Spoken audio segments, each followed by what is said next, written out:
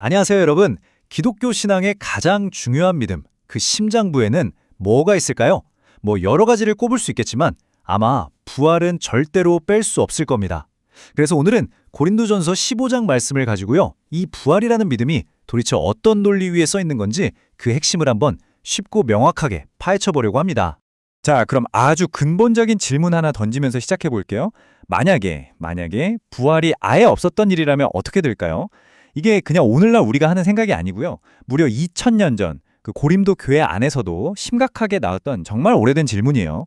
성경은 이 부분에 대해서 아주 단호하게 얘기합니다. 만약 부활이 없다? 그럼 기독교 신앙 전체가 그냥 와르르 무너져 내리는 거라고요. 우리의 믿음은 텅 비어버리고 죄 문제는 그대로 남아있고 우리가 사랑했던 사람들의 죽음은 그냥 그걸로 완전한 끝이 되는 겁니다. 한마디로 모든 희망이 절망으로 바뀌는 거죠. 와, 그러니까 부활이 얼마나 절대적인 핵심인지 아시겠죠? 아니 그러면요, 우리가 직접 보지도 않은 이 사건을 도대체 어떻게 믿을 수 있을까요? 오늘 우리가 살펴볼 말씀은 바로 여기에 대한 답을 주는데요. 믿음에도 올바른 순서라는 게 있다는 겁니다. 이 순서가 얼마나 중요한지 설명하기 위해서 아주 간단한 수학 문제 하나 내볼게요. 자, 화면에 보이는 이 문제. 2 더하기 2 곱하기 2. 답이 뭘까요? 잠시 한번 생각해 보세요. 아마 많은 분들이 그냥 왼쪽부터 차례대로 계산해서 8이라고 생각하셨을 거예요. 그쵸? 눈에 보이는 대로 익숙한 순서대로 하는 게 제일 편하니까요. 근데 아쉽게도 이건 정답이 아닙니다. 근데 여기서 진짜 흥미로운 게 뭐냐면 8이라고 답한 분들이 덧셈이나 곱셈을 못해서 틀린 게 아니라는 거예요. 실수는 계산에 있는 게 아니라 바로 순서를 놓쳤기 때문이죠. 우리가 아는 수학 규칙대로 곱셈을 먼저 계산하면 정답은 6이잖아요. 자, 성경은 우리의 믿음도 방금 그 수학 문제랑 똑같다고 말합니다. 그러니까 믿음의 시작이 내가 뭘 경험하거나 머리로 다 이해하는 게 아니라는 거예요. 첫 단계는 뭐다? 바로 선언.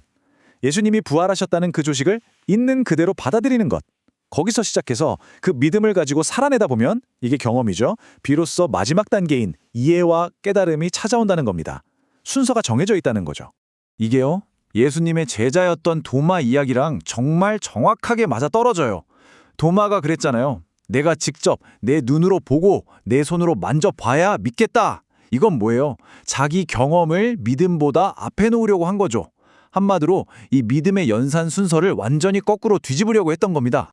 그런데요, 여기서 아주 중요한 게 있습니다. 성경이 말하는 부활은 우리가 그냥 생각하는 거랑은 좀 달라요. 단순히 죽었다가 다시 살아났다? 아니요, 그 이상을 의미합니다. 그 결정적인 차이가 뭔지 다음 슬라이드에서 바로 보여드릴게요. 자, 왼쪽에 소생을 보세요. 이건 잠시 옛날 삶으로 돌아왔다가 결국에는 다시 죽는 거예요. 우리가 아는 나사로 이야기가 바로 이거죠. 하지만 성경이 말하는 진짜 부활은 오른쪽입니다. 이전과는 완전히 다른 영원하고 새로운 생명으로 완전히 바뀌는 것. 일시적인 회복이 아니라 이건 아예 새로운 차원의 시작을 말하는 겁니다. 그래서 성경이 부활하신 예수님을 첫 열매라고 부르는 거예요. 첫 열매가 뭐죠? 앞으로 거둬들일 그 엄청난 수억 전체를 보증하는 일종의 샘플 같은 거잖아요. 그러니까 예수님의 부활은 그냥 그분 한 명으로 끝나는 이벤트가 아니라는 거죠. 그분을 믿는 모든 사람들에게 일어날 미래에 대한 확실한 보증서이자 일종의 모델인 셈입니다.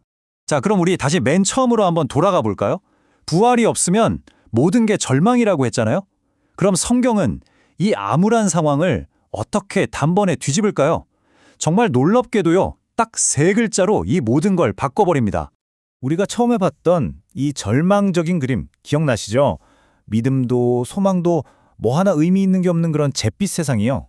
바로 이 절망의 한가운데서 성경이 이 강력한 3글자를 선포하는 겁니다.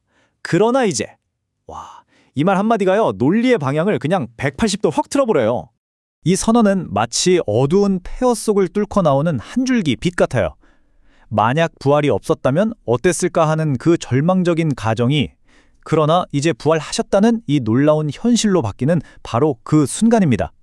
그러나 이제 이 한마디 때문에 흑백의 절망이었던 모든 것들이 이렇게 찬란한 희망과 확신으로 완전히 뒤바뀌는 겁니다. 그러니까 핵심은 이거예요. 이 단 하나의 사건이 우리의 과거, 현재, 그리고 미래까지 전부 다 새로 정의해버린다는 거죠. 자, 그럼 오늘 우리가 살펴본 설교의 핵심 논리를 4가지 포인트로 딱 정리해 볼게요. 이 4가지가 바로 부활 신앙의 뼈대를 이루는 기둥이라고 할 수 있겠습니다. 자, 마지막으로 여러분께 질문 하나를 남기면서 마무리하려고 합니다. 2000년도 더 된 과거의 어떤 한 사건에 대한 선포를 받아들이는 것이 어떻게 지금 오늘을 살아가는 우리의 희망을 완전히 새롭게 만들어낼 수 있을까요?